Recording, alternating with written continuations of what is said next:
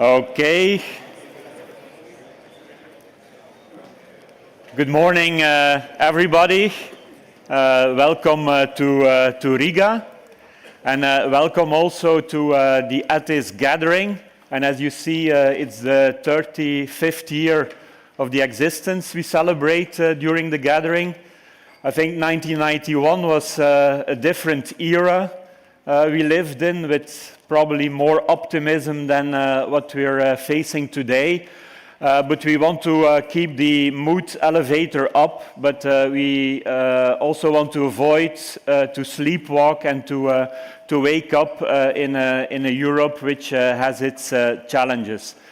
And so I'm very happy to see that you're so many here. In fact, this is a record edition of the gathering. We have over 280 delegates, representing over 40 operators in Europe and 26 suppliers. And also a warm welcome to the people who are following the live stream, which we are broadcasting on YouTube as we speak. So welcome to Riga, a fantastic city, which is a UNESCO World Heritage Site, the old town.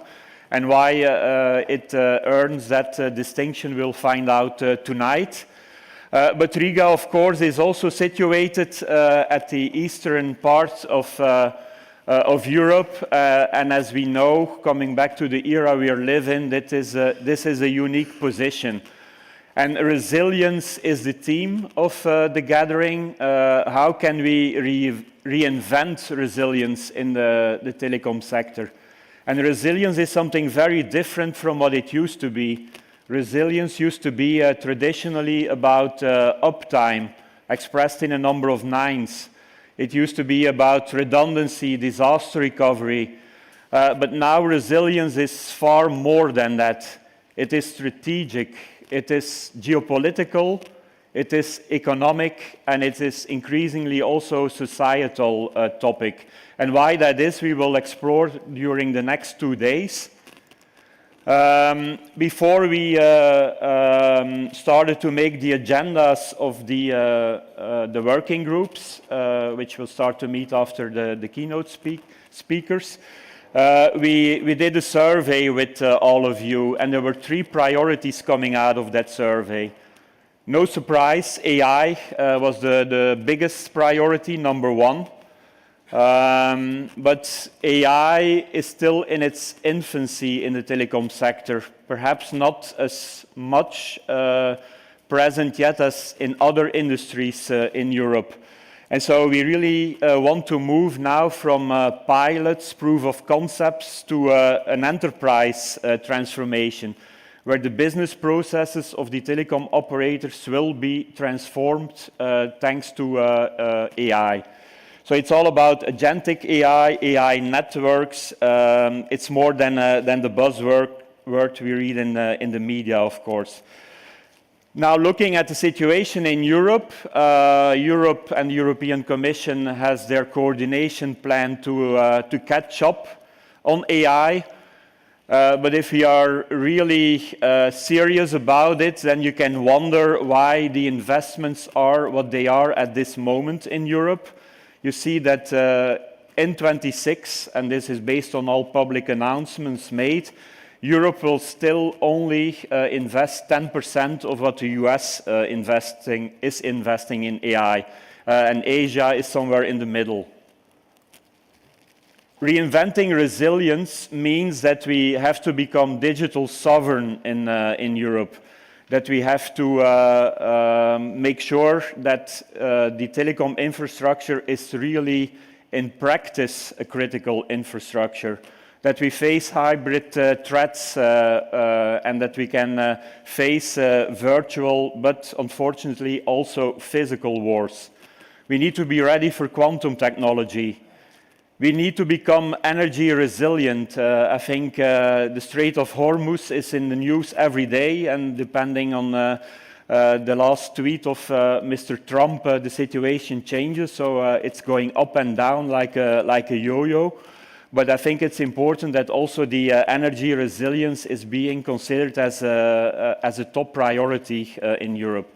Business continuity is also still necessary because we face forest fires, we face storms, climate change does not stop because of the geopolitical context. So resilience is really now at the board level of your companies. It's not just the business continuity manager who has to deal with it. And now focusing just on a couple of these aspects. First is the digital sovereignty. If you look at the digital ecosystem, you can decompose it in these 5 layers. And what we see is that connectivity belongs still to the telcos. The 5G network, the fiber networks are still owned by you. The other layers, unfortunately, are not anymore and definitely not fully owned by the telcos. The chips, the components, the infrastructure, whether it's data centers or subsea cables, data and cloud, the big tech own the cloud infrastructure, and we're all customers of the big tech. And it's good to see, and I think KPN announced this morning that they really want to start the competition with the US cloud providers. There was an announcement 2 hours ago on it. So it's not hopeless. I think we really need to get our act together and to make a move on it. And then on the service side, of course, I will come back to that because it's also a priority in our survey. But many of the services, unfortunately, which we were offering to our customers traditionally have gone over the top, whether it's texting, whether it's video, but there are plenty of other opportunities we will come back on. We're also very proud to announce the launch of the white paper on energy resilience and why energy is a cornerstone of the telecom sector in Europe. So you can download it. I think it's in your tote bag, the blue bag you got when you registered. It will also be discussed, of course, in depth in the energy working group. The telco security landscape, the exercise we do every year with TNO, a partner of ETIS, shows that we really need to act on many threats. The closer to the middle of the radar, the more you have to act and not just study. So you see also that the number of red bubbles is almost taking the whole radar. There are not that many opportunities left anymore. So also, and of course, no big surprise, cybersecurity is a priority, and we need to deal with the risks in the telecom sector. Now, to end with a positive note, the growth beyond the connectivity. Also, as part of the ETIS webinars, we already discussed many of the verticals you see on the slide. And so, as an operator, most of you want to go beyond connectivity, and also the other keynote speakers will address it. And it's even possible in very harsh times, like in Ukraine, to go beyond connectivity and to innovate and to offer new services. So sometimes it's good to never waste a crisis situation and also make sure that you learn from it. I think we did the same thing when we had COVID 6 years ago. Before COVID, we were not home working, and it was considered as a kind of a holiday for many of the higher management people. Now it became a possibility which everybody is taking for granted. Now coming to the agenda. And here it stops. If you can pull up the agenda, then I will just briefly guide you through the following speakers. So Pedro, our chairman, will be the next speaker talking about the status of ETIS and also the view on connectivity and resilience in MEO. The next speaker is Nick from the Eurasia group, who will talk about the geopolitical context we face.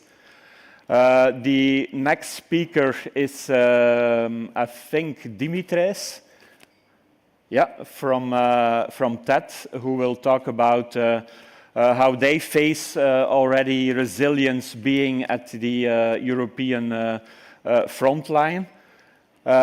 So TED is also one of the partners who has helped us to host this gathering, as well as LMT, and we're very proud also to have Ingmārs as the next speaker, and he will also address the new opportunities and to explain how their journey from telco to techco is evolving. And then it goes a bit crescendo. We're at the border of Europe in the eastern part. We cross then the EU borders to go to Ukraine, and we're very happy to have two new operators from Ukraine, as well Kyivstar as Ukrtelecom, and Oleksiy from Ukrtelecom will present what the lessons are living really in the war zone. And we will end with an optimistic note of Volodymyr, who will, despite all the adversities, by being under fire, show how you can still grow as a telco. So without further ado, I would like to ask Pedro to take the stage and to tell us how first ETIS is doing as being the chairman of ETIS. Thank you.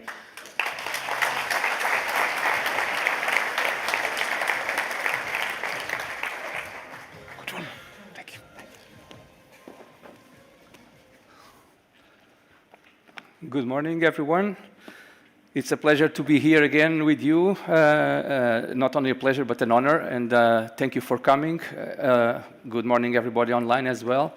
And thank you to our local partners and sponsors for organizing such a great event here today in beautiful Riga. So I would like to start with a very simple idea. Roughly 1 year ago, there was this big energy disruption in Iberian Peninsula, and so both countries were out of energy, and millions of people reached out to their phones, trying to reach their families, trying to understand what's going on, and by then nothing else matters. There was no strategy, no technological roadmaps, no regulation. The important thing was, does the network work? That was the question, and that was what most important. And because of that, I think this subject that we have here today is very timely, and that's why we are here gathered in this beautiful room to discuss all the angles of what resilience could be. I start with making a very brief update on ETIS status. Then we will have a quick reflection about resilience in European context. And then I will give a couple of examples from my own company in terms of resilience and business continuity. So ETIS, as you know, it's about collaboration. It's a unique platform for telcos exchange of notes. It's founded in 1991, so it is already 35 years old, so it's a very interesting date that we have here today. It's an independent, non-profit organization, and it's telecom-led. This is very important because the agenda is defined by telcos, by the members. And it's focused in real telecom challenges, inspiring cases, use cases, and growth opportunities. And we have around 20 working groups and task forces organized into around these 5 clusters that you see here, and covering everything from AI to resilience, to cloud, to compliance and customer experience. So it's very wide, and it focuses in the subjects that really matter to the members. We are proud to see our community growing. We have 6 new telecom operators that joined us since the last gathering in Athens last year. Some of them are here, and it's good that we see our community growing. The more, the merrier. And allow me a special word for our Ukrainian friends that just joined us and came here physically under very challenging conditions. I think it's a very, very important signal. Maybe they are the true definition of resilience. We have this footprint, 36 partners from around Europe. It's a mix of large operators and also local, regional operators.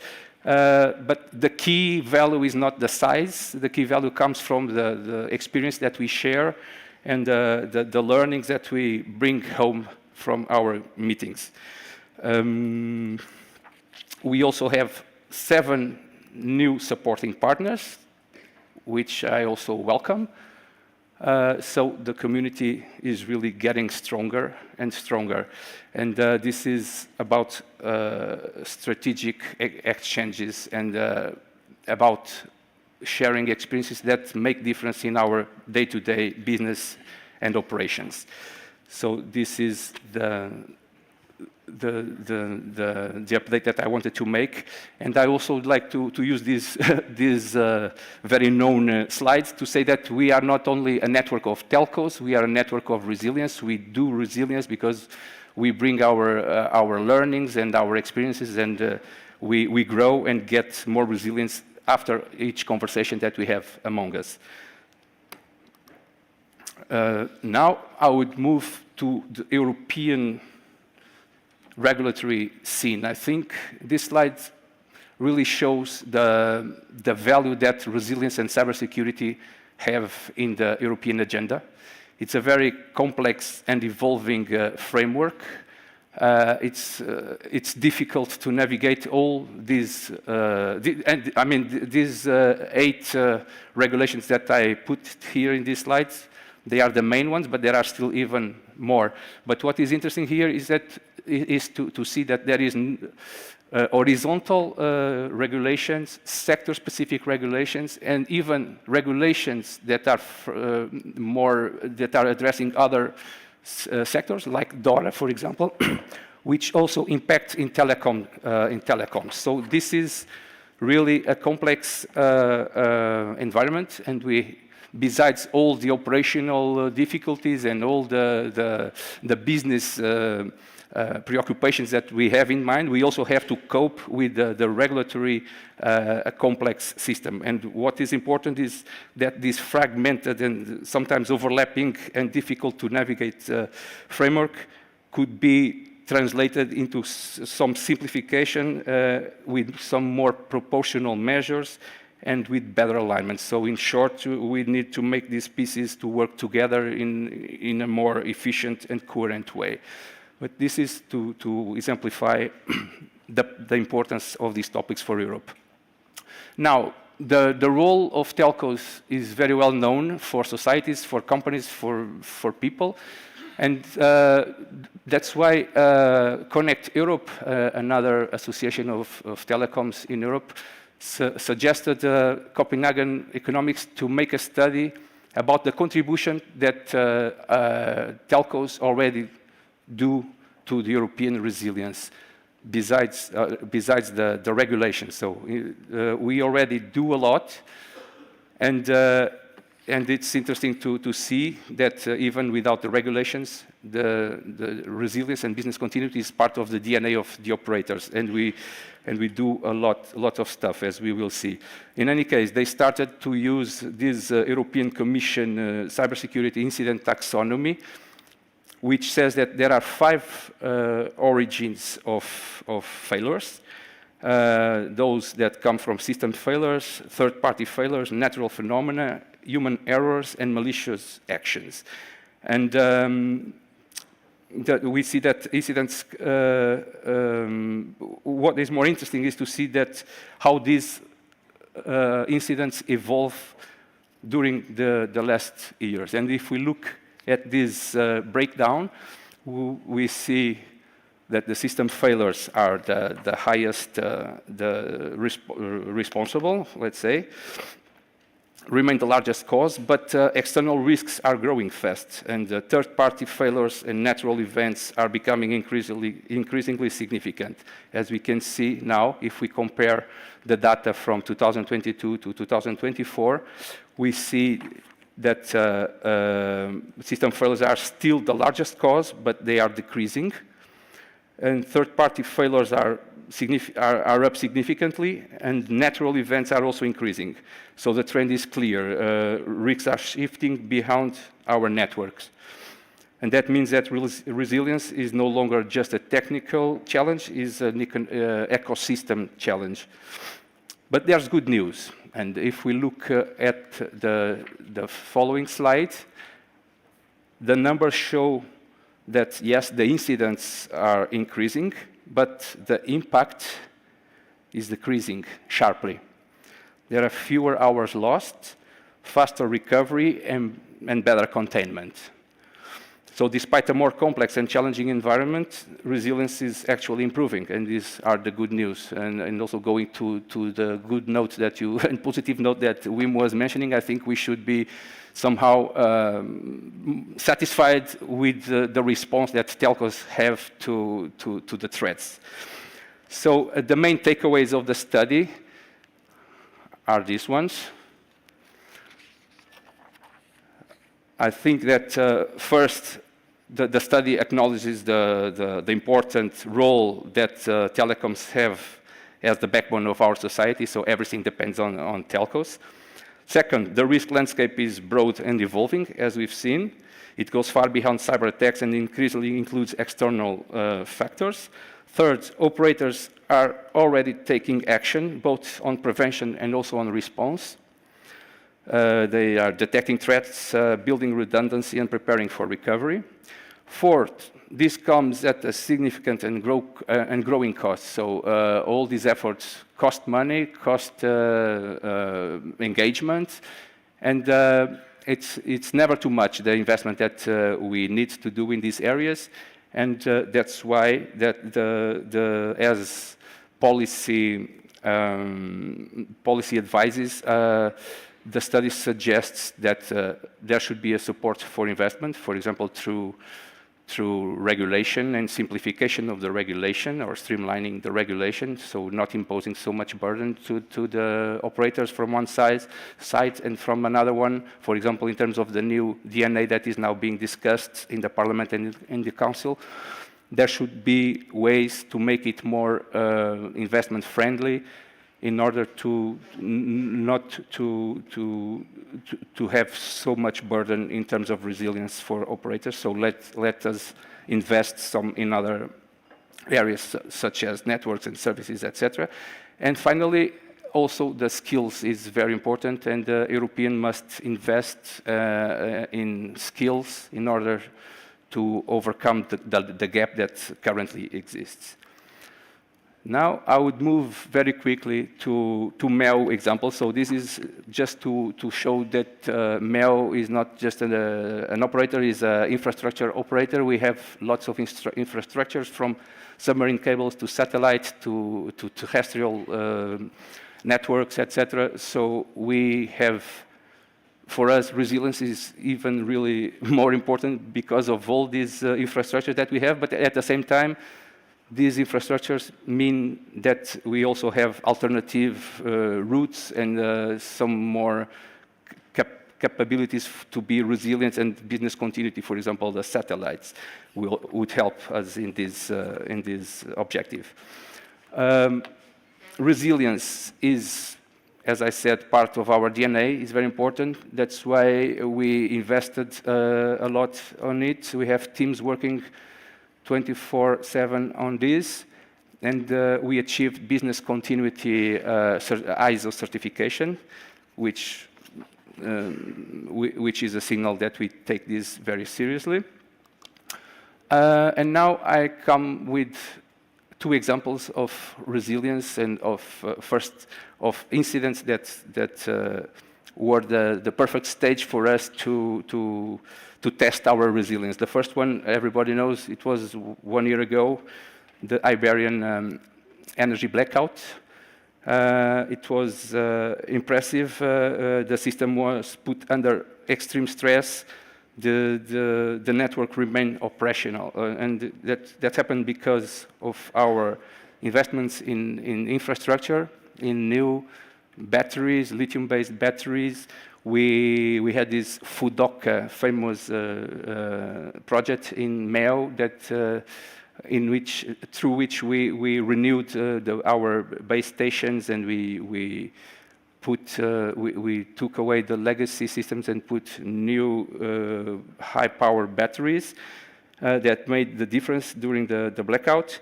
But it's not only about infrastructure. It's also it's about investment, but also smart design and also response and operational effectiveness. As you can see, we immediately activated our contingency plan, and we reconfigured our network in terms of energy optimization. So even if the traffic tripled, we managed to be on almost all the time during the blackout. And then we had a new example and a new challenge this year. In the beginning of the year, we had this Catherine storm. Well, it was more than a storm. It was a train of storms. So during almost a month and a half, we had every day a storm. So there was huge destruction of some cities and, of course, of our networks. But we saw it. So the important was not only the impact in the networks, is the response. And we immediately activated our teams. We deployed people and technicians in the field. We coordinated with other stakeholders, authorities, and other operators. And we've been recovering from this mass destruction, I would say. So more than 2,000 kilometers of fiber were destroyed, 28,000 poles, and dozens of mobile sites were impacted. Just for you to have an idea, these storms affected 69 municipalities, covering an area of more than 50,000 square kilometers. So it was something really special. And the recovering this was not just recovering a little part of the system or a little part of the service. It is about reconstruction, part of the network that took years to build. So we are still recovering. The fixed part is the mobile part is 100% recovered, and we are finalizing the last fixed. We are finalizing to connect the last fixed clients. And during this, we also, of course, try to offer alternatives to our clients that were disconnected. But the message is that resilience is not just about infrastructure, it's about rapid response, coordination, and execution. And to finalize my brief intervention, I think I still have 1 second. I think that these events really make it clear that resilience is tested in the most demanding conditions, and it is not just our view. So during the making of that study that I mentioned before, there were some interviews to technical and security experts from some telcos. And one of them, I don't know, maybe he's seated around in this room, said that when you are a telecom company, resilience is your license to operate. And I think this sentence really says it all. Thank you.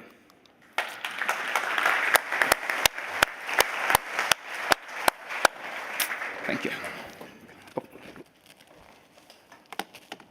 Okay, thank you, Pedro. We would like now to zoom out a bit and to look at the geopolitical context we're in. And it's an honor to have Nick here from the Eurasia group, a think tank, and he will depict what his view is on the geopolitical context we live in. Nick, the floor is yours.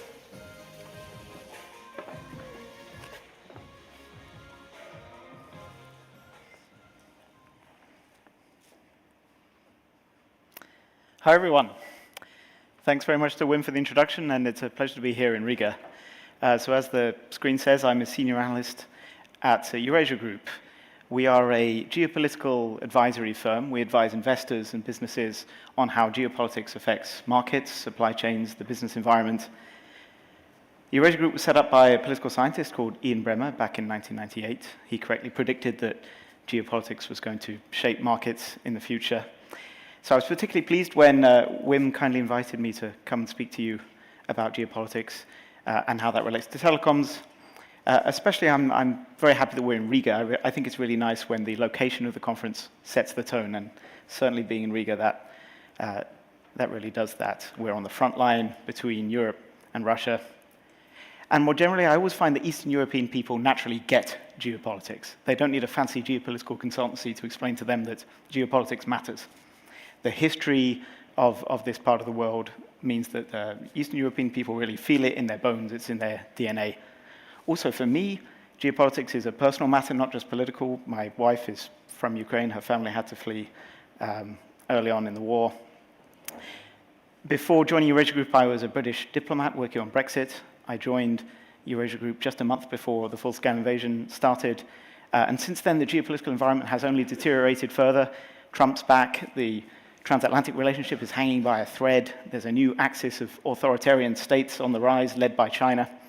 All very cheerful stuff to kick off the conference. So we are in what we in Eurasia Group refer to as a G0 world. What does that mean? It essentially means there is no one in charge. There is no committee to save the world. Instead of globalization, we increasingly have a situation in which interdependency, which we once thought was a good thing, which would prevent war, interdependency has now become a source of vulnerability and a source of coercion. Conflict is everywhere, and it's increasingly hybrid. In Europe, I'm sorry to say, Europe is the region in the world that is the least well-suited to thriving in this new world disorder. Our political and our business leaders, they made a bet that the world was going to stay in the 90s forever, that we were going to have a future of free trade, peace on earth, prosperity. Unfortunately, that looks rather naive in retrospect. We're a bit like the hobbits in the Shire, totally oblivious to the rise of Mordor. Still, you might be thinking, okay, this is a telecoms conference. What has geopolitics got to do with me? Maybe you're an engineer. The answer is actually quite a lot. Telecoms is now at the center of global geopolitics in a way that you might not necessarily expect. This has been true for quite a while now, but I'd highlight 2019 as the moment when telecoms, and specifically 5G, arrived at the center of geopolitical competition. And that was when Trump, during his first administration, sanctioned Huawei. So that really brought 5G to the center of geopolitical competition. So it's not just, geopolitics is a matter for everyone here and not just big characters on the screen like these folks. So I hope that by the end of my short talk, I will convince you that telecoms networks are not, they never were, but certainly cannot now be seen as just dumb pipes. So let's zoom out for a second. Depending on how old you are, you either grew up in a bipolar or a unipolar world order. The bipolar world order obviously being the time before the fall of the Berlin Wall, when there were two superpowers, the US and the Soviet Union. Since then, up until relatively recently, the US has been the uncontested global hegemon. But that's no longer the case. The US has made a choice, it's a pretty clear choice, that they no longer want to play this role. They no longer want to be the global leader, the global policeman, and that's fine, that's their sovereign choice. But it means that there's a lot of contestation as the new world order starts to settle in. And we don't know the final shape of this new world order. You could say we're heading back towards a G2, a bipolar world order, with China taking the place of the Soviet Union. But we're not heading back to a G2, because a G2 would imply that Beijing and Washington are interested in working together to run the world for the benefit of humanity as a whole. But they're not really interested in that. They're interested in competition with each other. On top of that, we have aspiring superpowers like India, perhaps even a united Europe, we can dream, that might result in a more multipolar world order. We don't really know. All is to play for. But this uncertainty and this contestation is reflected in the confused state of the world right now. And in fact, there are 3 overlapping orders, and no single superpower is dominant across all 3. When it comes to the military order, it's clear that only the US is the most dominant. They've taken a lot of knocks in the Iran war, for sure, but still only the US can project military power across the world with bases all across the globe. When it comes to economics, however, China is at the center of the global economy. Now, 70% of countries trade more with China than the US. That trend has accelerated since Trump's tariffs. So China now dominates the economic order. But I think what really distinguishes the modern era from the past is the digital order, which is new. And what's specific and what's interesting about the digital order is that it's dominated not by an individual state, but by companies. It's tech companies that control and have power over the digital domain. And this is what Ian Bremmer, the founder of Eurasia Group, calls the technopolar order. And technopolar power is the ability of tech companies, and especially tech CEOs, to control the digital domain. And when you think about it, it's tech companies and CEOs that have the power to develop AI models, determine who has access to them. It's tech CEOs that control the algorithms that increasingly determine what people, and especially young people, what they see, what they think, what they believe. And that's an incredible amount of power, and it's held by companies, not governments. To take a specific example, think about when Anthropic released Mythos, their new super powerful model, just a couple of months ago. They released it only to a select few American companies. Everyone else has been basically locked out. That's a source of serious vulnerability for Europe. And when we think about AI more generally, the sad truth is that Europe is lagging behind. This graph shows the share of global compute infrastructure controlled by different countries. The US is obviously far and away ahead, followed by China, the EU in a distant 3rd place. And this reflects the hundreds of billions of dollars of capital expenditure on data centers that the US companies are putting in place. And this CapEx, all of this CapEx basically represents a giant bet that these US AI developers can control AI almost as if AI is a kind of utility like energy that becomes a kind of core input into all economic activity. They think if they build the infrastructure, they will own AI, and the rest of us will be renting it from them. They will be the landlords, and we will be the tenants, paying rent to access intelligence. That's the big bet, and that's the narrative that they have to sell to investors in order to justify their crazy IPO valuations. But I think if that bet pays off, that would be a disaster, both economically and strategically, for Europe. I'm not the only one who thinks this. It's this basic idea that is animating this so-called Eurostack movement. It's an initiative that basically says that Europe needs to finally try to own more of the digital stack, not just buy it from elsewhere, but own more of the stack all the way from energy up to applications. And of course, as has already been mentioned, it's you guys, the telcos, that have a key role to play in building this Eurostack by building out this compute infrastructure that's needed to power AI and to run inference. So for me, at least, that's what tech sovereignty is really about. It's not just about the Cloud Act, about kill switches. It's about owning the infrastructure and capturing the value and reinvesting it in Europe. Okay, I now want to pivot a little bit and talk about Ukraine. I know we're going to talk about Ukraine a lot, as we should. But I think Ukraine is the perfect case study for how connectivity is essential to resilience. Not only Ukraine's ability to fight a war in the 21st century, but its ability to keep on functioning as a sovereign state and keep its society intact. I think, given I've just mildly criticized tech companies, I think it's important to recognize the role of tech companies and telecoms companies in ensuring Ukraine can still function as a sovereign state. Early on in the war, Russia sent missiles targeting data centers in Kiev, but they were unable to break the Ukrainian government because tech companies and telcos had helped to upload core critical data from the cloud to the cloud outside the country. And that meant that Ukraine could carry on functioning. So I think it's important to recognize that the role of telcos in upholding societal resilience. Of course, when it comes to Ukrainian connectivity, Starlink is the perfect example that shows the power of connectivity, but also the dangers of the technopolar power that I was referring to earlier. You see on the screen, this is an example of one of Ukraine's amazing unmanned naval drones. You can see the little Starlink antenna on there. I've got a couple of examples related to Elon that demonstrate the kind of danger of technopolar power and the danger of dependencies. Cast your minds back to the late 2022, around the autumn. Ukraine was planning an ambitious assault using these unmanned naval drones on a base, a Russian naval base in Crimea and Sevastopol. Somehow Elon found out about this. Maybe he was having some conversations with his friends in Moscow, and he decided to unilaterally shut off Starlink in the Crimea area. He essentially remotely sabotaged an operation, a Ukrainian operation on Russia, because he was convinced that if the operation was successful, then Russia would unleash nuclear war and kill us all. So he remotely killed Starlink. Fast forward a few years, more recently, Ukraine now has a new defense minister. He was formerly the digital minister, a young guy, brilliant guy called Mikhailo Fedorov. Fedorov called up Elon. Elon was in a good mood. Fedorov was lucky there. He managed to convince Elon to turn off Starlink for the Russians. And so since then, they've implemented a new system where you have to be a verified Ukrainian user in order to access Starlink in Ukraine.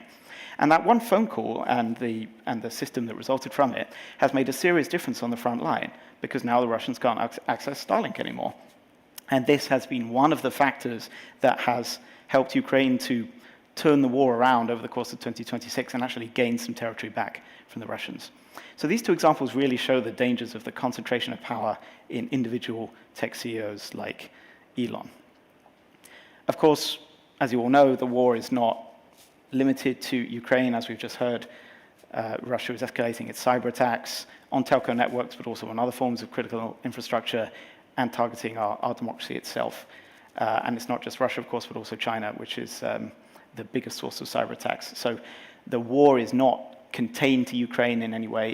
It's everywhere. So I want to pull out some implications for Europe. The first is, as we've just been saying, Europe is still too dependent on critical infrastructure controlled elsewhere. It's not just about individuals like Elon or Trump, it's the US and China in general. That means a number of things. It means we need to prioritize resilience and security in procurement and not just go with the lowest bidder. It means, yes, we need to de-risk from China, but we also need to think about our relationship with the US.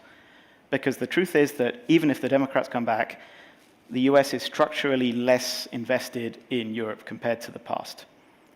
So we need to think about that. That doesn't mean decoupling. That would be a bad idea, and it's not possible in any case. But it does mean having backups, having sovereign capabilities, so we are not totally vulnerable on US technology. But these dependencies, they didn't emerge by accident. These dependencies are the consequence of a mentality in Europe that says telecoms is just another market like any other. So it's really no surprise that when you have a regulatory philosophy that says the most important thing is just cutting margins, cutting consumer prices, having very strict competition framework, it's no surprise that the profits and the innovation start to go elsewhere. Which leads to my second point, that we need to treat telecoms as strategic infrastructure and not just as a market. Tackling the kind of challenges that we face today, cyber attacks, hybrid warfare, that requires more collaboration within industry, but also between industry and government. Not a single company or government can address these challenges alone. And that's why organizations like ETIS are so important, to facilitate that collaboration. It's not easy for regulators to understand because they are naturally skeptical of collaboration within industry, but that's what we need. So it's a learning process. I think the message is starting to get through amongst policymakers, but not fast enough. Finally, we need to prepare for an AI everywhere future. If AI is the most strategic technology of the 21st century, which I believe it is, you probably agree, then 5G and 6G are its foundations. But it's not just about chatbots. We're now moving into the era of physical AI. This is always on, everything connected, robotics, automated factories. Here I want to point to China again, because China is investing very heavily in this kind of physical AI. They call it embodied AI. And there's a real risk that China, with its automated factories that run 24/7, they could decimate European industry. So it's so important that Europe doesn't let that happen, that we lean in, innovate, build that compute so that the innovation happens here and the value is reinvested here. And that means the industry needs to step out of its comfort zone and do new things, offer new products, lean into AI and not just do the same thing as always. It also means we can't expect governments or the European Commission to rescue us. That's not going to happen. The solution needs to come from industry. So I hope that was some useful thoughts to kick off the conference. I think it's clear that resilience and security are the core tasks of telecoms networks now. It's telecoms networks that determine whether society and governments can function in a crisis. And so the question that I think that should guide the rest of the conference is the telecom sector in Europe ready to step up to play this strategic role? Thank you very much for listening, and Slava Ukraini.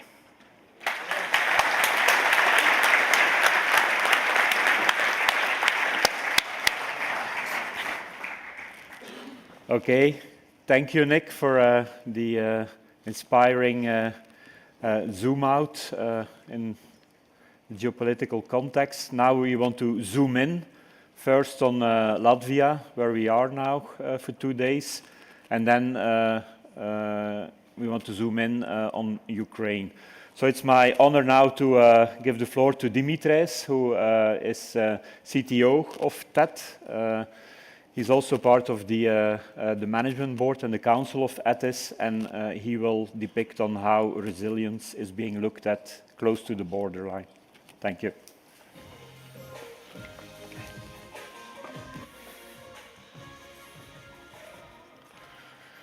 Good morning, everyone. Welcome to Latvia. So, resilience on Europe's digital frontline. Later today, we will hear 2 keynote speeches from Ukrainian operators, and they are operating in completely different dimension that we are. But you don't need the actual physical warfare to find yourself in the middle of hybrid war, and that's where we are right now. But in order to understand the story a little bit better, so we have to look at who is TET. So TET is one of the largest technology companies in the region. For the last 10 years, telcos are talking about how not to become a dumb pipe. For us, as a fixed-only operator, that's literal. So we have to innovate, we have to diversify, we have to add new additional services to our portfolio in order to survive. So we've done just that in the last 10 years. On top of our vast network, we've added different services, starting from data center, cloud, media tech, and now we are going into cybersecurity, AI, and other different dimensions. But let's get back to the resilience topic. So with everything which life throws at us in the last 6 years, global pandemic, disruption of the supply chains, different kind of wars, resilience is no longer the topic on the risk department's table, and it doesn't just occupy the head of the technology department. Resilience is everyday topic in the boardroom discussions. And it's not because we have nothing else to talk about. It's because the reality keeps throwing it back in on our agenda. We all know that telecoms have become the integral part of the critical infrastructure in Europe, in every country. And for us, on top of our vast, basically largest optical fiber network in the country, we have added data center services, cloud services, security, and various digital services for our customers. All critical service providers in Latvia are the customers of TET. 95 of top 100 largest companies in Latvia are using TET services. So we have become the digital backbone of our country's infrastructure. And we know what happens to the human body when the backbone breaks. So basically everything stops, everything becomes paralyzed. So for us, resilience is not just priority. For us, resilience is existential condition. And being on the border with Russia, resilience is being tested quite regularly. So what do we see on the digital front line? Various kind of attacks. So basically, different attempts of disinformation, social engineering attacks in a large scale, network probing on an everyday basis, and when attacks come, they come simultaneously to different directions. So critical infrastructure services are being attacked, enterprise companies are being attacked, and for us, resilience is not something, not a plan on the paper. It should work in a real life. So in order to do that, we need to learn, we need to observe what's happening in the world, and we need to adapt. Before the war in Ukraine, geo-redundancy for us, and I think as for majority of the telcos, was looking like this. We had our critical IT systems distributed in 2 data centers of different banks of River Daugava. Data centers had independent power connections, independent optical connections, so worked quite well. What we've noticed with the start of the war in Ukraine, that Russia was targeting critical infrastructure pretty heavily, and it does till this day. So everyday attacks, bombing critical infrastructure, and what we understood that we have to add the 3rd layer on top of that. So now we have transferred all critical systems outside the Latvia. So if anything happens, we are ready to restore our operations quite fast and without any significant interruptions to the everyday business. In 2024, ships in Baltic Sea started to behave quite strangely. So basically, they started to drag their anchors on the seabeds. The results, numerous cuts of power cables, numerous cuts of optical fiber cables. Luckily, we have anticipated that a little bit before. So with this, before the war in Ukraine, we had 3 routes, 2 different routes to Kiev. One was going through the Poland, the second one was going through the Belarus.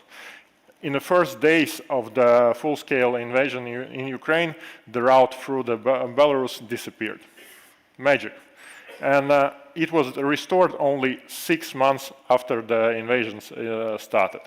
So what we understood is that in case of some attack or possible invasion, the enemy might try to isolate the country and break the external connections. So we need to add more cross-border connections. We need to diversify our network. And starting from 2022, we did just that. And luckily, now, when in 2024 the interruptions started and cable cuts appeared one after another, we were able to withstand this pressure. So this year, simultaneously, there was a situation that 3 cables were damaged. Our customers didn't feel any interruptions in our network. On the digital landscape, the threats are becoming more severe. 2 years ago, we've seen the first carpet bombing attack in our network, and our reaction was like, wow, that's interesting, that's something new. Today, carpet bombing is the majority of DDoS attacks we are seeing in our network. So the traditional means how we had defended our infrastructure against the DDoS doesn't work anymore, and our experts have to implement new ways how we can defend. Increased social engineering with AI enhanced with AI capabilities, that's the everyday practice. So different Russian connected groups with Russia are trying to collect credentials on a large scale. And AI is not helping as well, so we see that attackers are using AI tools on a large scale and adjusting their methods, how they are attacking our infrastructure. The result of that is that starting from 2022, the number of cyber incidents in Latvia has increased sixfold, and number of identified compromised devices has grown eightfold. What we see today, so basically we still see very high level of interest from different Russian APTs. They are gathering credentials, they are attacking the infrastructure in different ways.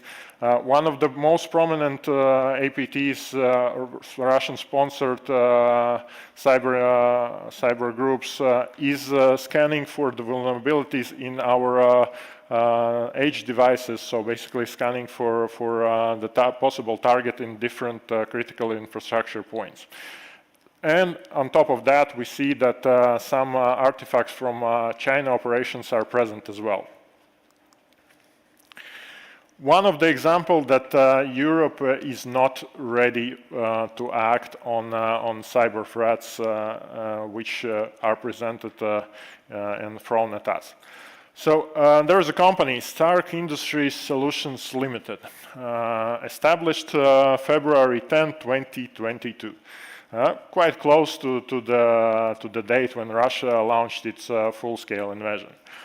We have started to notice this company in our network in the second part of the 2022 because it was taking part in every attack on our network. So we started to raise alarms that, hey, this is not an ordinary company, something is not right here. Well, Europe took quite decisive action, and in 3 years they have imposed sanctions on this company. Well, fast. What happened? So the company have split and continued to operate as nothing happened. Authorities like RIPE and RIPE-NCC basically did nothing. They declared that, hey, we are neutral, we cannot do anything. So latest breakthrough in this case, a couple of days ago, there was news that in Netherlands, they have seized the 800 servers from this company and arrested 2 people. Thank God for that. Hopefully that will diminish a bit their capabilities, but we need to act faster to be able to withstand attacks which are being thrown at us. And we have to look at the resilience as an ecosystem. We cannot address that as a separate pillars. So basically, network, data center, cloud, energy provision should be combined within the common ecosystem, and all the plans should be synchronized, and we should understand how we are dealing with the crisis which might come up later. And on top of that is the human factor. So basically, human usually is being conceived as a weakest point in the link, but it shouldn't be so. So trained people are the weakest point, and they can cause a lot of damage. But as we see in example of Ukraine, trained personnel can be the biggest asset of the company. They can act on their own, take a fast decision, they can adapt to different situations. So we need to ramp up and train our skills, train our employees in order for them to strengthen our resilience in our company. So resilience now requires an assets you can trust and influence, especially in the times when some guys are demanding to give them the Greenland or saying that, hey, we will tune down the fighter jet capabilities for our allies, which are software based. And in these times, you do not know who to trust, and you have to develop your digital sovereignty. And with that, we are moving forward. So at the moment, we are constructing the 7th data center in our data center park, which can be understood by name. We are not, our imagination is not very good in that sense, but this data center will allow us to host the AI capabilities. So it's liquid cooling ready. It's fully tier 3 facility and design certified. PCI DSS certified, and one additional factor which we are adding to our data centers is that all the produced heats will be used to heat the homes of Salaspils city citizens. And we have to think about the future in advance and understand what can come in the next years. And in our opinion, the quantum computer risk is quite real and might appear in the next 10 years. So our networks should be ready. We should protect ourselves from harvest now and decrypt later principle. So we have started to work on the post-quantum cryptography and on quantum key distribution networks as well. So at the moment we are constructing part of the pan-European quantum key distribution network in Latvia and Lithuania to be able to cover the Europe and provide the collaboration between countries in that sense. So telecom resilience is now the part of Europe's strategic resilience. And that's why we need to learn, adapt to different situations, and to be able to overcome what life throws at us in the future. And most probably, looking at the history of the last 6 years, well, we have fun times ahead of us. So let's be prepared and ensure that Europe is resilient. Thank you.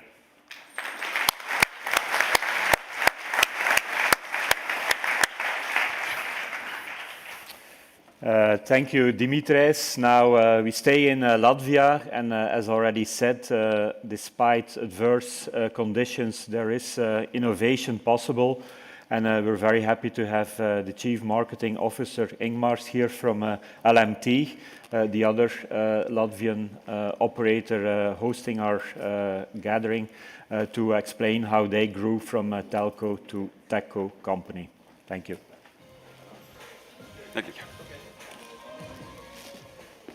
Good morning. We are just 1 hour into the gathering, and I think towards not being dumb pipe and resilience are coming up probably in every speech. So I do believe the few experiences we will share in my presentation is actually very much about this journey from being a telco to being a techco, and this is for different sorts of resilience. Is one resilience of becoming something more valuable for your shareholders, and also for the societal resilience and your role as a telco in the general society and being a useful member. So I myself, I'm 25 years in the industry, but Latvia has been quite enthusiastic member of telecommunication and radio electronical society. So we have had studies and manufacturing uninterrupted under different governments going on, and have many strong generations of engineers, which somewhat led us to some really good results. So history is a little bit part of my perspective today. So we kind of split our retrospective of how are we doing into two principal parts. So one part is this classical, publicly understandable role of us as a telecoms operator, serving classical mass market things like, voice and data and all these previous generations of 3 and 4G. And then there is a split and coming of 5G back in the day completely changed our perception and our behavior, who we are and what are we supposed to do. So I will probably speak in two parts. So a little bit of history, and one of the functions and results of some of our historical decisions are this little chart. We are quite proud. Small nations, they always find some angle whether you are first or you are last, or in that regard, some of the decisions on financial models and customer models, how we sell and how we finance and how we invest in our mobile data has led us Latvian users to be most crazy people in mobile data. We have overcome crazy people from Finland some years ago, so now we are number one. And that was a function of idea that many years ago we decided that there is not only operator-wise competition, there's also technological competition. The result today is that 5 out of 6 connections to internet are happening through mobile networks in the country. And back in the day, there was a joke we used to have. So we are not competing to other operators. We were competing to. We noticed the habit that people started to use public Wi-Fi's and all that sort of not mobile technology more often than mobile data. So we were afraid that we will lose out on revenues. So we started to research the financial models, how do we invest and how do we account and what can we do with our pricing. So we came about this famous question, does megabyte have a cost? So we were searching far and low, going very deep into our Excel. So what actually changes when customer is downloading his next megabyte? Nothing much. So even not the electricity is changing for us. CapEx does. So we totally refurbished our investment model into the idea that we don't care how much megabyte customer is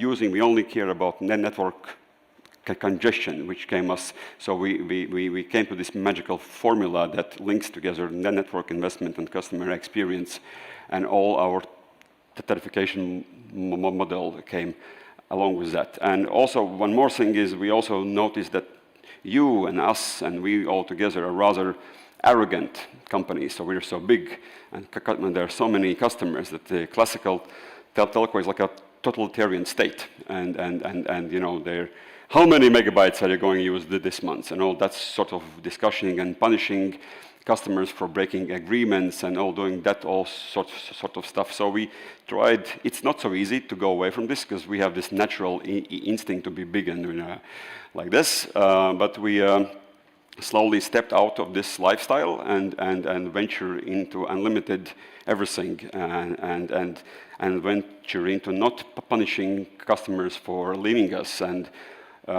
increasing our net promoter scores and also being the first one on the planet to go together with Google that launched the home TV services over the LTE back in the day. That all kind of created this result, that very good environment for the customers to use mobile data and us being number one on the planet.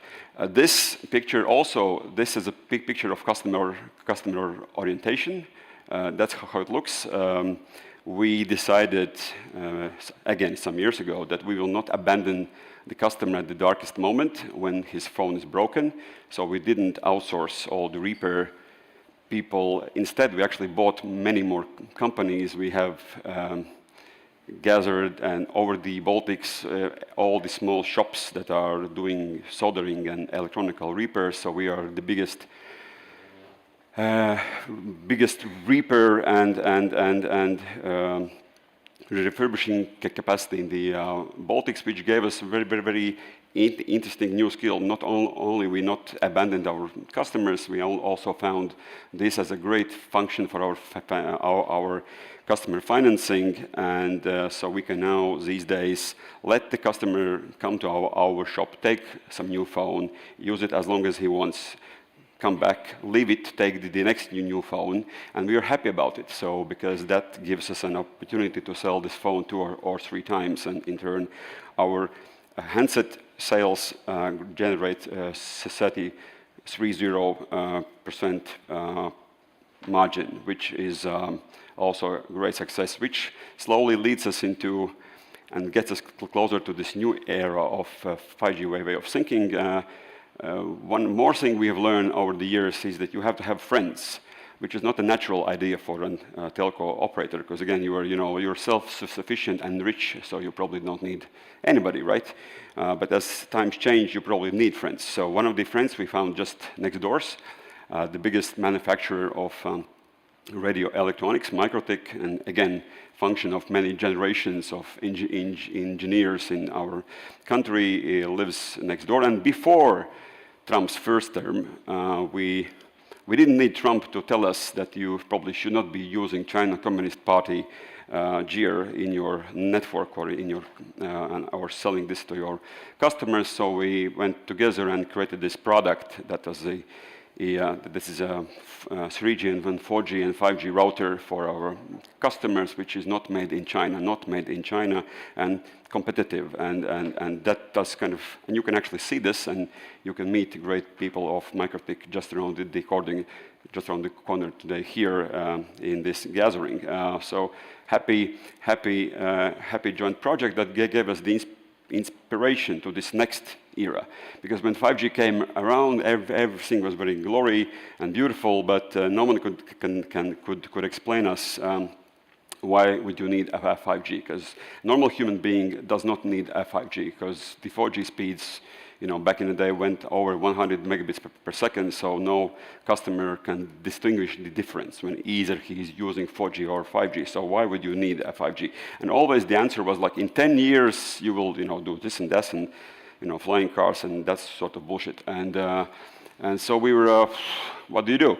And there was no one to go to. And so what we realized, there's this famous saying from MIT, that you have to get your hands dirty. So actually, what we went out. So we gathered our engineers and started to do some practical things. Started to build many test sites. We were actually trying to understand how 5G could be useful for industry or robots or machines, because using 5G just for dumb broadband is somewhat depressive. So the oldest European military test site for 5G happened just around the corner in Riga. Also the test site together with MikroTik, the 5G EMC lab, or the first 5G C testbed also together with City of Hamburg, where we are trying to deploy 5G for C and to supply the shipping lanes. Or little part of Estonian network we built in the racing track for autonomous vehicles.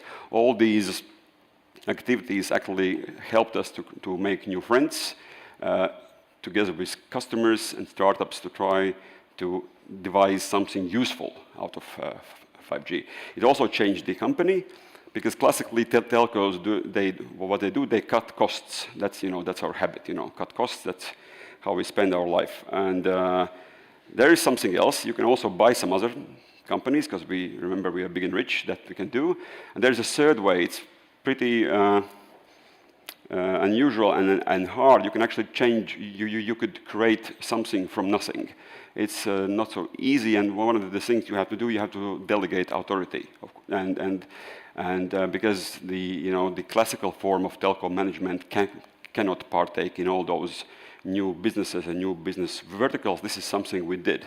And what are the results? Some of the examples of what has happened over the years and what has been created by the engineering teams together with our friends outside. This is an LMT IoT shortcut. This is the world's smallest and most energy efficient mobile data module, because this again stemmed out from the promises we were hearing in conferences like this for many years, that someday in your network there are going to be millions of sensors per square mile or whatever.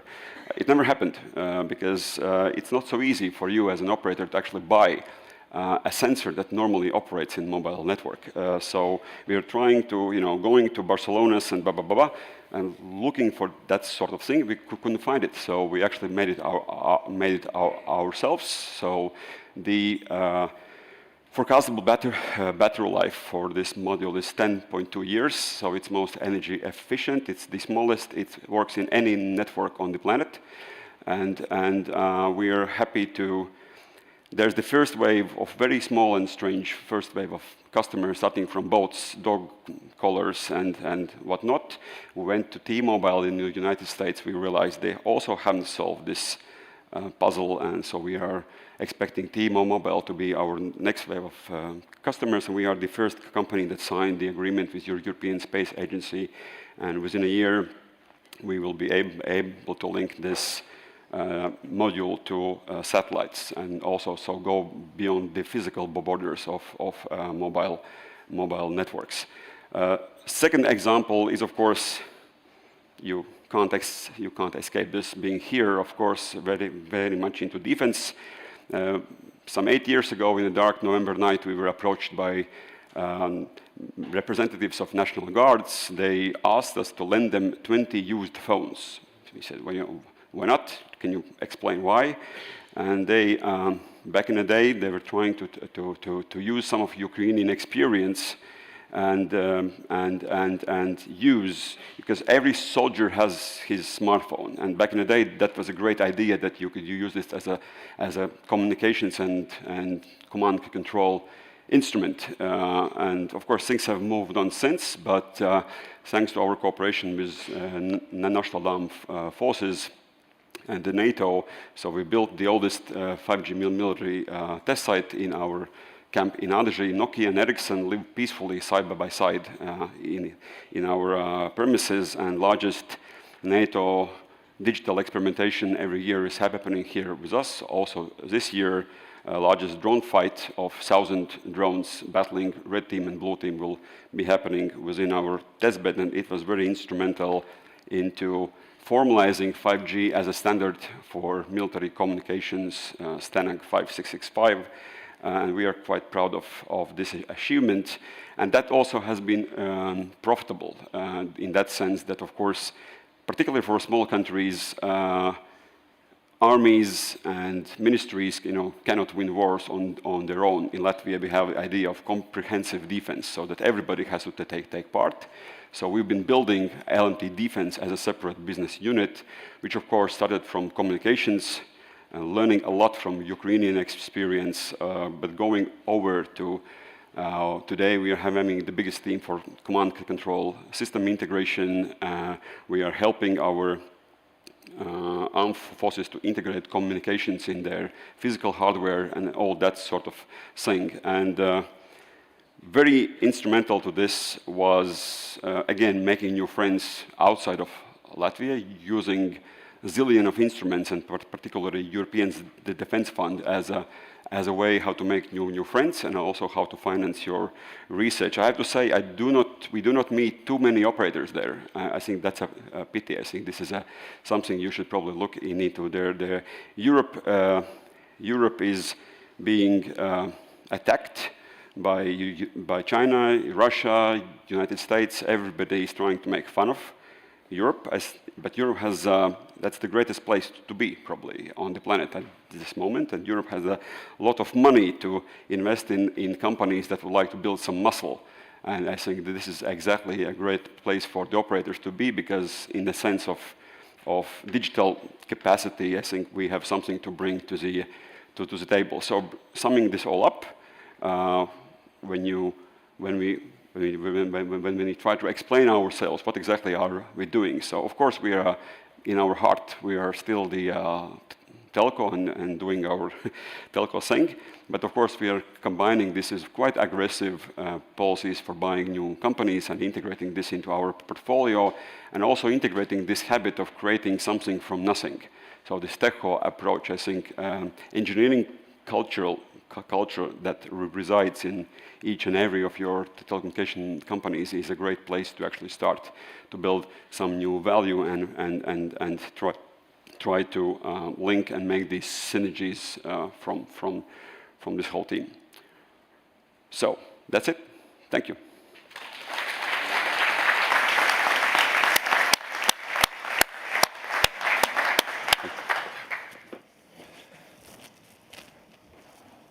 Thank you, Ingmārs, for showing also what innovation there is possible even in the new geopolitical reality we're in. Now we move really into the war zone, so to speak, and like I've already mentioned, we're very happy that as well Ukrtelecom as Kyivstar has joined ETIS as an operator. I think there is nobody better to talk about resilience. Personally, I'm from Belgium. It's a very different reality living in Belgium than already in the Baltic states, and definitely We cannot imagine how the situation has been in Ukraine the last couple of years. So resilience is really in their genes, I would say. They're really an example of resilience. It's not only the telcos, but also the people, and I think we have to pay tribute to that and to really help them also. And so by being an ETIS member, we are very interested to know how they stayed as resilient as they are, and we also hope to help them even to increase their resilience. So I'm very happy to introduce now Oleksiy from Ukrtelecom to give a number of lessons he wants to share with us about how they were resilient so far. Thank you. Thank you.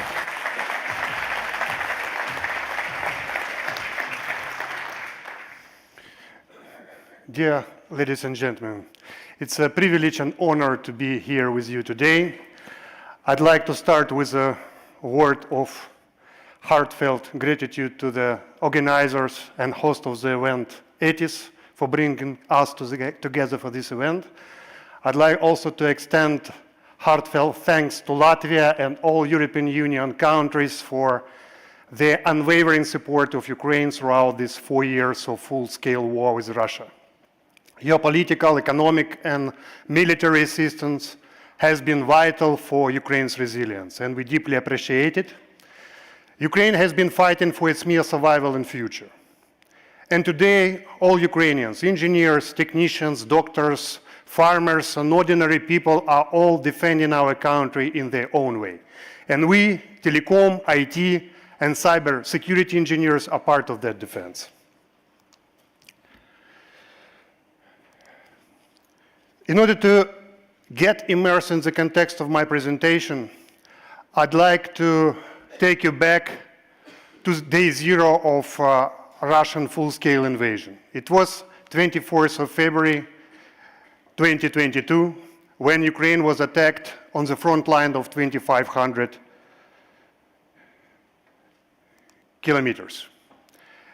Full-scale invasion caused enormous panics, stress, frustration, and profound sense of uncertainty.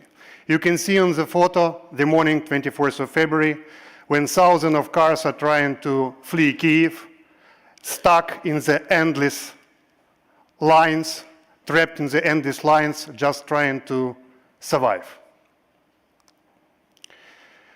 With the very beginning of the war, telecom networks became the target for Russian attacks, not just with the drones, missiles, bombs, artillery shells, but with a highly sophisticated cyber warfare.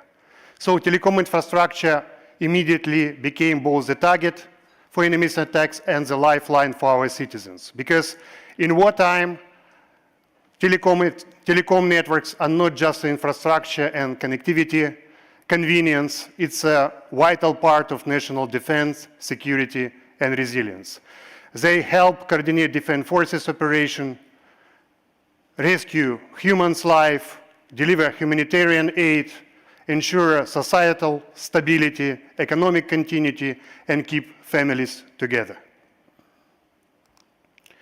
As one of the largest telecom operators in Ukraine, Ukrtelecom has learned how to operate network under continuous stress.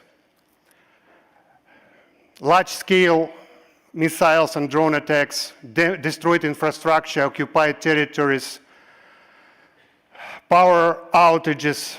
Despite all this, network must operate. Moreover, during 4 years of war, Ukrtelecom invested heavily into cybersecurity, power independence, network resilience and expansion. We deployed more than 20,000 kilometers of new fiber optic lines and extended our largest in the country GPON access network with more than 1.7 million home passes. In order to capture what telecom resilience looked like in a real war, I'd like to tell you the story. It was the morning 10th of October 2022. People were going to work, kids were heading to school, It was supposed to be the ordinary morning.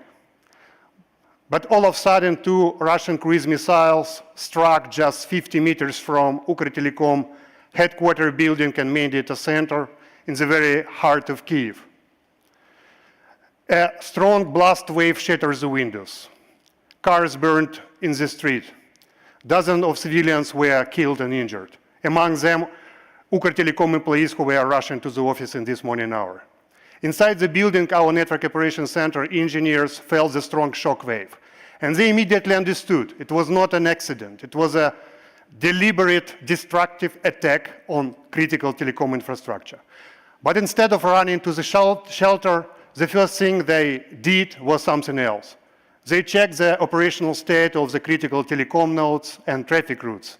And that morning, despite the destructive missile attacks, our network stayed up.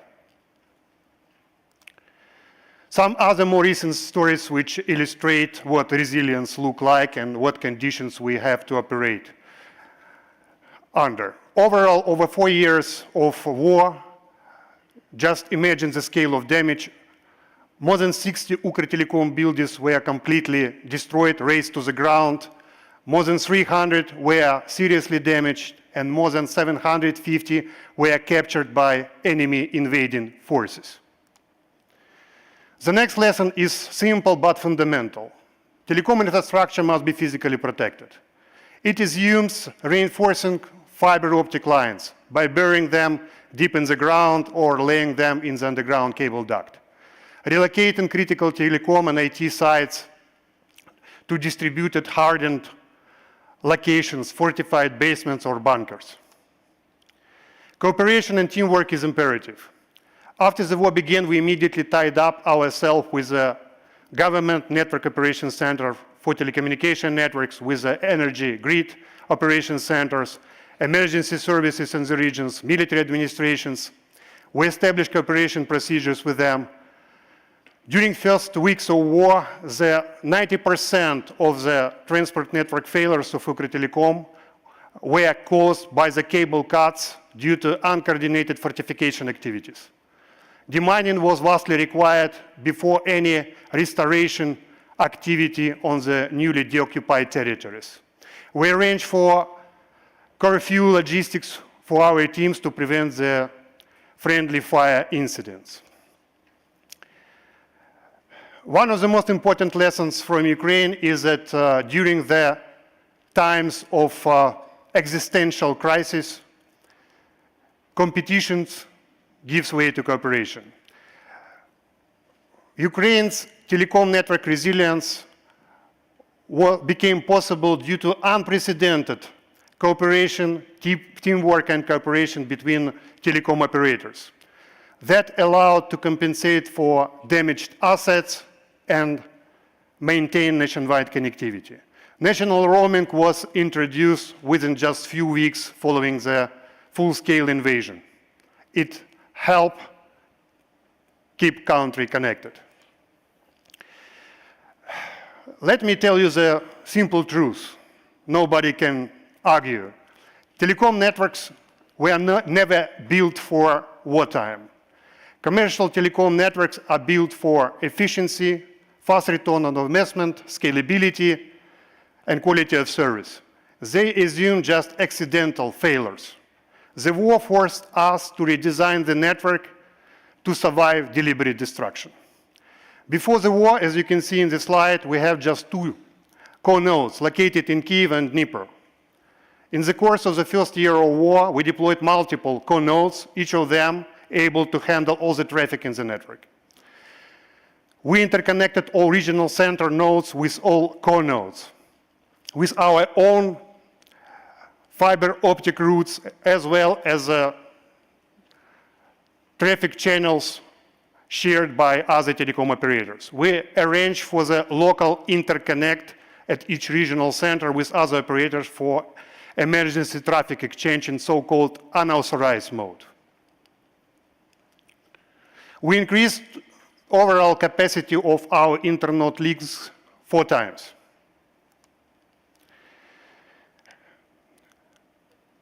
Disruptions are inevitable in war. What really matters is how fast you can bounce back and recover. So our experience proved that speed of recovery in most situations even more important than absolute hardening of the sites. So in order to achieve this, we deployed the fast emergency teams, specially trained to restore network connectivity within hours rather than days. We prepositioned spare parts and backup equipment close to the high-risk areas. We ensure regular backups of our critical systems and store encrypted backups in the different physical locations, including cloud. We moved to the cloud our applications and data. And we ensured the satellite backup connection to our network operations center via Starlinks. Staff is the most available asset of telecom operator. Technologies do not restore the network. People do, under the fire. So protection of our personnel was a key prerequisite for resilience. In order to achieve this, we have undertaken the certain measures. We equip our fast response teams with helmets, bulletproof vests, drone detectors, curfew, passes. We ensured exemption from mobilization of the key technical staff, because without skilled, protected, motivated professionals, even the most advanced network collapse. Sometimes we had to take painful decision of cutting off operations on captured or compromised network sites and segments to prevent their use by the aggressor. When power goes out, internet goes down. During the war, Ukraine has suffered numerous blackouts caused by the kinetic and cyber attacks on national energy grid. In order to keep our network up and running, we invested heavily in the battery backup systems, diesel generators, power supply logistics. During the war, GPON inherent power-independent capability has become the key feature of internet connectivity that allowed millions of Ukrainian households to stay online during prolonged power outages. But the fight has been ongoing not only in the physical domain. They are also ongoing in the cyberspace. So during the war, we experienced sophisticated cyber attacks on our infrastructure. This slide illustrates the insane number of probes and scans of our IT systems detected by our web application firewalls, intrusion detection systems, and so on. It became like a background noise for us. But sometimes this noise turns into ferocious storm. In order to protect our network from cyber attacks, we upgraded our security operations center. We ensured continuous monitoring of our IT and telecom systems. We implemented zero trust security approach to make sure that nobody can access our systems without strict verification, multi-factor authentication, privileged access management. We isolated our telecom and IT core and ensured deep segmentation of the network to prevent cyber attacks from lateral movement.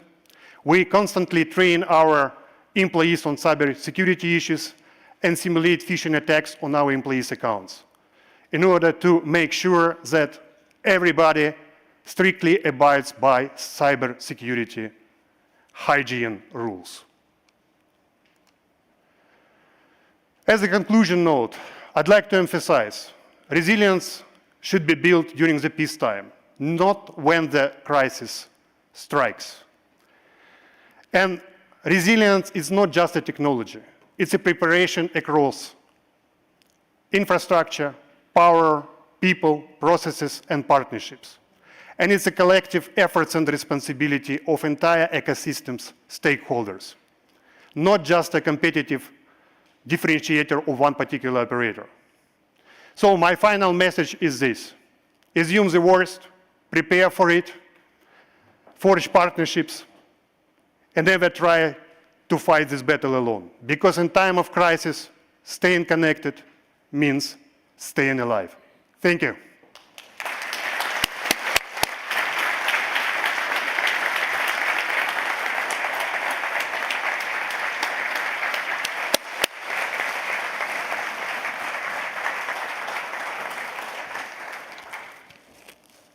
Okay, thank you, Alex, for the hard lessons you learned and for sharing them with us. We would like also to give the floor to the other Ukrainian operator present here, and there is a message of hope, I think, also in Volodymyr's presentation. I think complacency, as Alex has mentioned, is definitely not an option. We need to prepare ourselves for the worst. But there is also innovation possible even in very adverse conditions. So I'm happy now to present Volodymyr from Kyivstar, the other Ukrainian operator we have now as a new ETIS member.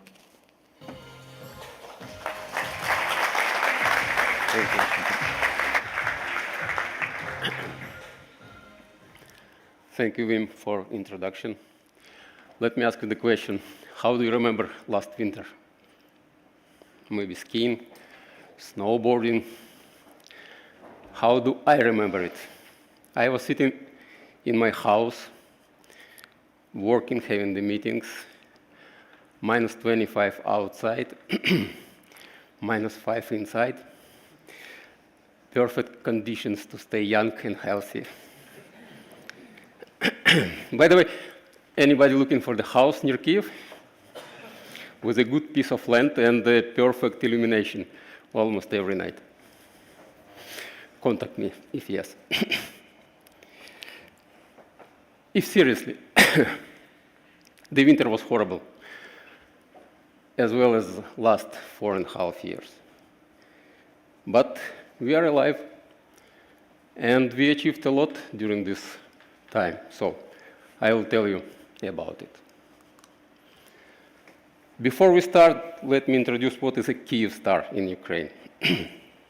We are serving 22 million subscribers. It's more than 50% of population of country. We have more than 1 million fixed broadband subscribers. We have more than 28 million active users of our digital services. Scale is huge, as well as responsibility. We are owner of the largest telecom infrastructure, digital ecosystem. We are one of the biggest taxpayer in the country.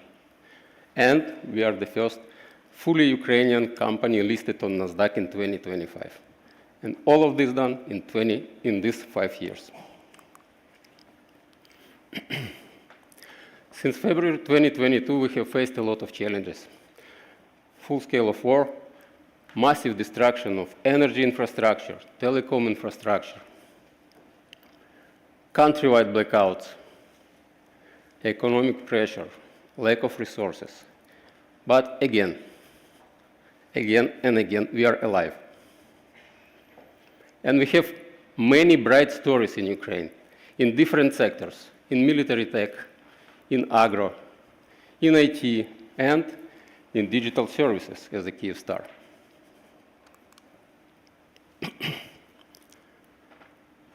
What you see on this picture? I see the company with a stable revenue growth, with a perfect margin, among the best in class in the world, and a huge focus on investment. By the way, during the last 4 years, Kyivstar has invested more than $1 billion in Ukraine economy. More than $1 billion of investment during the war. Here you have to understand that the crisis does not cancel your strategy. It tested. And in our case, if we are talking about resilience, it's not about survival. It's about maintaining your performance. How we did it? We have started our preparation in the middle of 2021, when honestly nobody believed that the war will start. And one of our strategic decisions was to secure the core business. And we have secured it through the investment into energy resilience, more than $100 million just in energy resilience. Network growth. In 5 years, network grew for 45%. Modernization. network modernization, LTE modernization. Our average throughput in the country increased 2 times in 4 years. LTE coverage, more than 96% of population coverage covered by LTE. And launch of new services, D2C service. In our understanding, the company cannot grow if your core business, if your network is weak.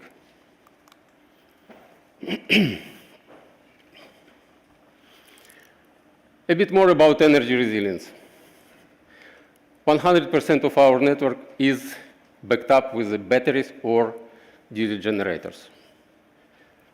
Our radio sites backed up 10-hour plus. Our broadband sites backed up 12-hour plus. We have more than 10,000 generators in the network. 10,000 generators, and don't ask me how to operate 10,000 generators with 300 field engineers. That's top classified.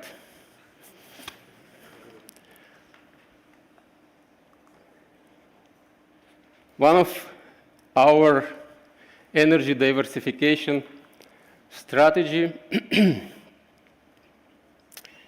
actually 26th of May, 2 days ago, Kyivstar has announced about acquiring the 6 solar generation stations in Ukraine. Total capacity is more than 100 megawatt per hour. As of now, it's approximately 30% of total network consumption. Our aim is to increase that even furthermore for the 50%, and then we will decide our next steps. Partnership with the Starlink, strategic partnership with the Starlink. So we have launched the service first in Europe and the 6th in the world. And the logic is very simple.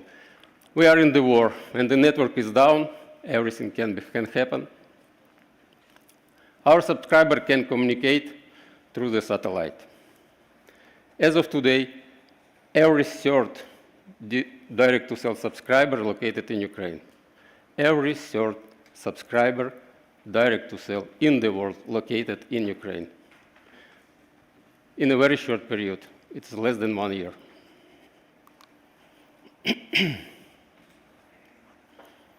In the 5 years, with the own development or through the M&A, we were able to build the ecosystem. We call it the Galaxy, and we count it as a digital revenue. 5 years ago, digital revenue was almost 0. As of result of Q1 2026, digital revenue achieved 21% of total revenue. Our aim is 50% to achieve the diversification of telco and the digital.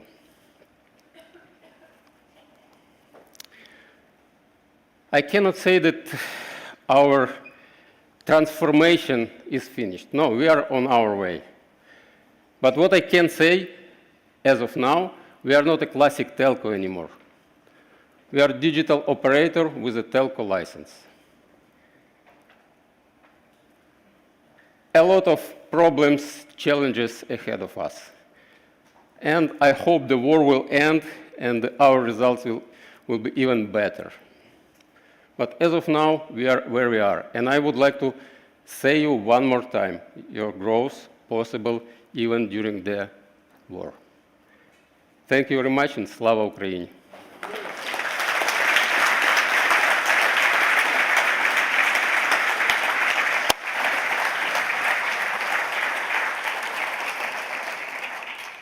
Okay, thank you, Volodymyr, for bringing also a message of hope. I do realize that this was not a feel-good movie this morning, but I think considering the world we live in, that would not be to the point neither. So I think Europe has to face reality. I think we have the population, we have the brains, we have the companies to do so. So I hope that this was, in case it was still necessary, a kind of a wake-up call. We will, of course, discuss a lot of the things we heard in the respective working groups, which will start meeting after the coffee break, which we will have in a couple of minutes. But first, I would like to give you some housekeeping rules, just to know how we want to handle the gathering. So you have received the agendas of the working group you registered for. So that's also available by the app, which you can download if you don't have it on paper. We have some telco-only sessions, so bear that in mind also if you are representing a supplier.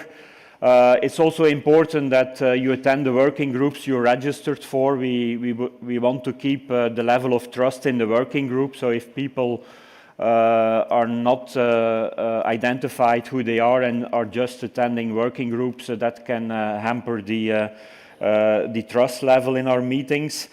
Some working groups will also change meeting rooms. We have the whole conference floor for ourselves, but we want to make sure that not everybody is 2 days in a meeting without open view on outside activities. So sometimes we will swap the group, so that's also visible in the agenda.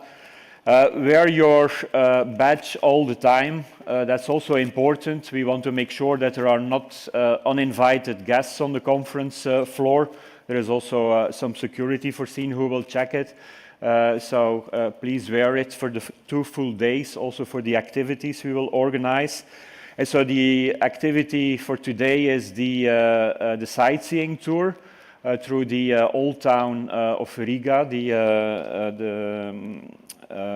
town which has been denominated for UNESCO World Heritage. We will leave around 6:20. We will split into the working group setup. Some working groups are too big and will be split into groups, but you will be informed about that as well. And what is also important, we really treasure confidentiality and trust in our association. We're not a commercial congress, we're not a Mobile World Congress, we don't have any ambition to become it. We really want to have first and direct communication with your peers. But there are, of course, then the confidentiality rules, and the confidentiality policy mainly boils down to the fact that what you hear within the working group meetings is asked to be kept within your companies. Don't share it outside of the company. Don't start to tweet on things you heard of companies, but you can share it with your colleagues at home in the office, unless there is an additional confidentiality required. That can be the case for some of the security groups. The other thing is the antitrust policy. I think that's the next slide. Nothing major, of course. Commercially sensitive information is not allowed to be shared, and also anti-competitive decisions are, of course, not allowed to be taken based on discussions we have here in ETIS. So I think that was the end of the housekeeping rules, I hope. So we will have lunch in the breakfast area, which is on the ground floor. We will have dinner tonight in this room, so it will be refurbished. We will come back here around 8 with the guides after the sightseeing tour. So I would like to end with thanking the sponsors, the gold sponsors, Companion Energy and Scale Free. The silver sponsors, Lamy, Telenor, Lynx, Digital Virgo, and Microtik. And the partners, SAP, TED, LMT, who were very instrumental in the logistics and the support of this event.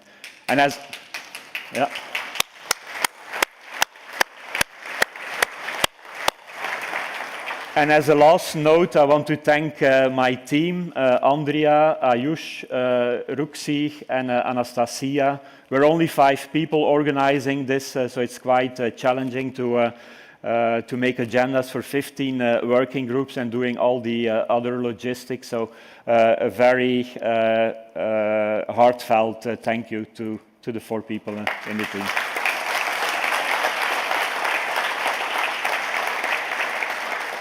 We will break for coffee now for half an hour, and then we will move into the working group meetings. The room you're expected in is on the agenda you registered for.